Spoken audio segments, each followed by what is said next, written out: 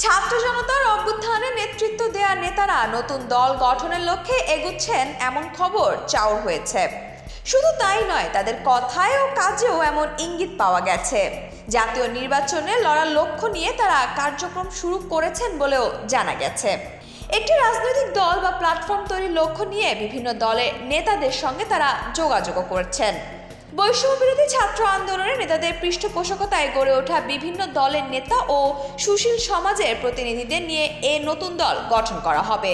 এতে সরাসরি বৈষম্য বিরোধী ছাত্র আন্দোলনের সম্পৃক্ততা থাকবে না, তবে নেতারা কেউ কেউ নির্বাচনী প্রক্রিয়ায় যুক্ত হবেন।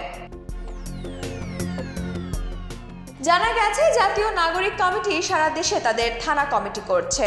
বলা হচ্ছে, অভ্যুত্থানে যারা কাজ করেছে তাদের সংঘবদ্ধ করতেই এই কমিটি। জাতীয় নাগরিক কমিটির সদস্যরা জানিয়েছেন, তারা দল গঠন প্রক্রিয়া নিয়ে কাজ করছেন।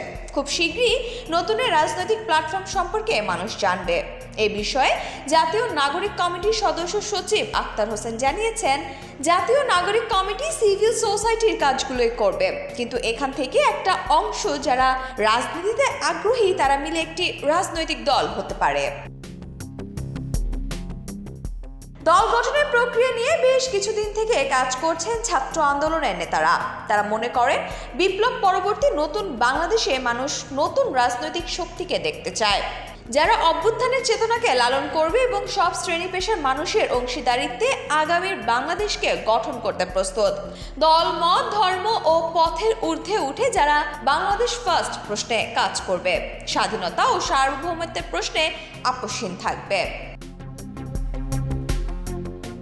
ছাত্র জনতার সমন্বয়ে নতুন রাজনৈতিক দল আসবে বলে এক গণমাধ্যমকে নিজেই জানিয়েছেন বৈষম্য বিরোধী ছাত্র আন্দোলনের অন্যতম সমন্বয়ক সার্জিস আলম।